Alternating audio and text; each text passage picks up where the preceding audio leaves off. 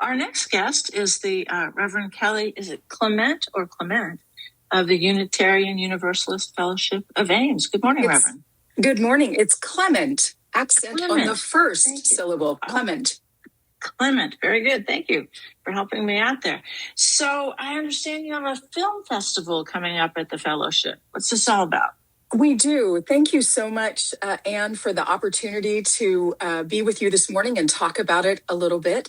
The Unitarian Universalist Fellowship of Ames has partnered with the NAACP, the Friendship Baptist Church, and the Ames Public Library to present a series of 8 films this summer that we're calling the whole series Echoes of Resilience, African American Experiences in the U.S.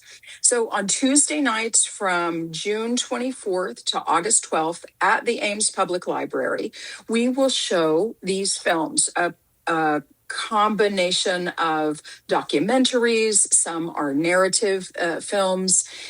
And with each one of them, I think most of them are by Black directors or have a significant Black creative teams that are a part of them.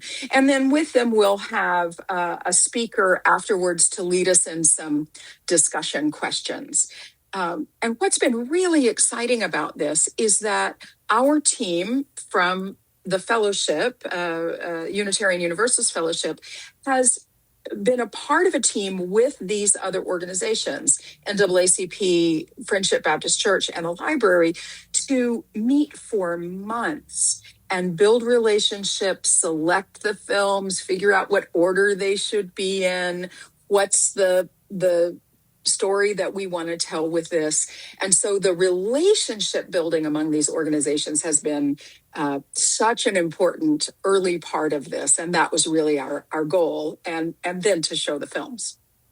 So is this something that the fellowship, getting involved in the community in this fashion, is this something new, or is this really part of an ongoing effort to be involved in the community? I think we've been involved in the community for decades. We're coming up on our 80th anniversary. But building coalition with other organizations, especially, we are a predominantly white congregation, and we recognize that we need to be in relationship with other organizations, and particularly Black-led organizations. It benefits us, and we hope the community to meet in our mutual interests. And so this is a new partnership, but I think it fits in the vein. It doesn't feel outside our way of wanting to be community partners. Okay. So that'll be on Tuesday nights. And what time in the library? It starts at 6:00. We have these cute little zines that we made, little paper magazine that lists all of the 8 films and who it's a part of. And there's a QR code on the back. And so we're hoping that people will see these around town. We had them at the Juneteenth celebration, and we're hoping that people will see them around town. Okay. What are some of the featured films that people would know about? And some people may have seen before and some they haven't. We start off with a documentary about Harriet Tubman. They called her Moses, 2018 documentary. And then the autobiography of Miss Jane Pittman with the great Cicely Tyson. I'm so excited to see that again. One called Selma, Lord Selma, which focuses on the young people who were a part of the Civil Rights March in Selma. There's one called Dreamland, the burning of Black Wall Street. That's about the Tulsa massacre. 13th by Ava DuVernay. The I Am Not Your Negro featuring James Baldwin, just a beautiful documentary with James Baldwin, I'm Not Your Negro. One called Brian Banks, which is about a 17-year-old athlete who was wrongfully convicted of rape, but was released from prison and becomes a major league ball player. So a really interesting story of incarceration and his ability to come back from that. And then one I'm very excited about called Woman in Motion, which is about the work of Nichelle Nichols, who played Lieutenant Uhura on Star Trek. And after the show, she had a really interesting career working with NASA to build a more inclusive space program. So that will be the last one of the series. And on the Ames Public Library page, that's where all of the information and the dates and so forth are listed. Sounds like a really interesting lineup. I think so. Was it that hard committee work to come up with the films, or was it pretty smooth? Well, I was not on that team. It was members of our Dismantling Racism team who were a part of that. And what they said was, it was deep work. They were in it. But part of the relationship building was learning how to say challenging things and learning how to make mistakes in conversation and come back from that.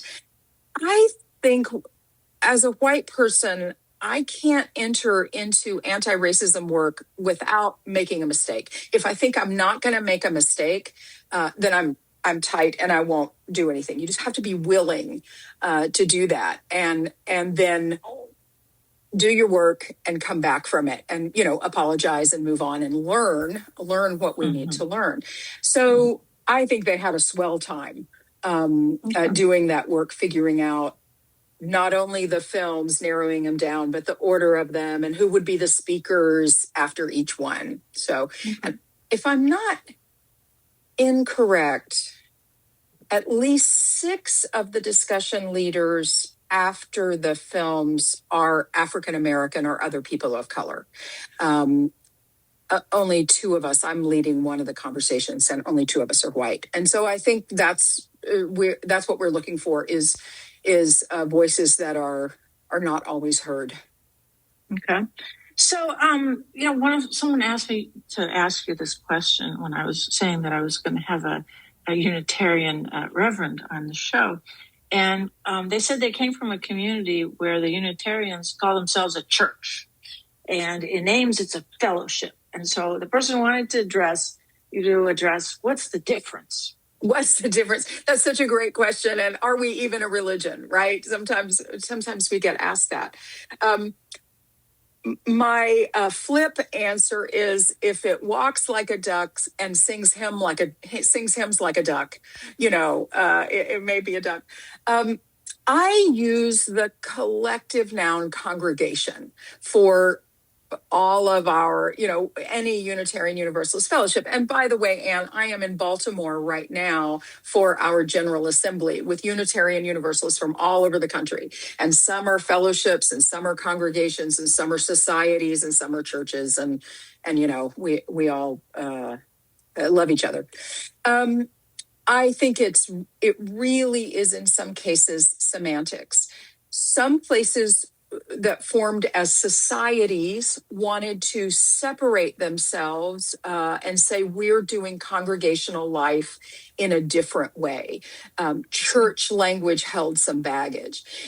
The Unitarian Universalist Fellowship in Ames was part of what was called the fellowship movement in the middle of the last century. That was our growth program. And in fact, in Ames, we were the 3rd fellowship in the country organized in such a way. So there were hundreds that were organized across the countries from the mid 40s to the mid 60s, and we were the 3rd one.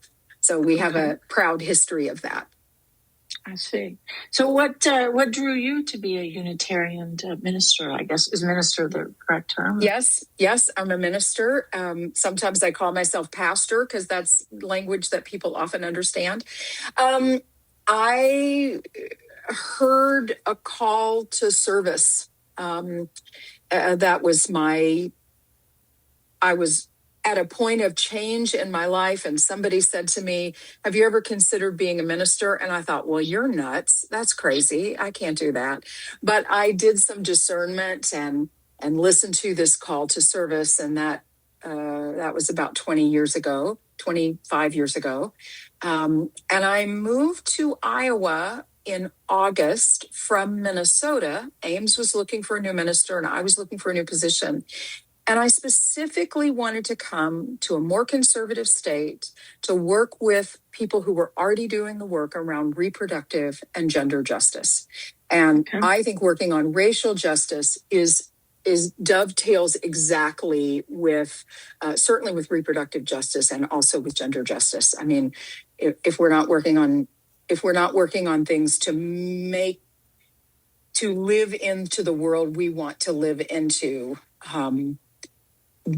that's the way that we build community, and that's the way that we have some way to be present in the world, and that's what we're doing. So as a newcomer to Ames, in the 30 seconds we have left, what's the most surprising thing you learned about our community?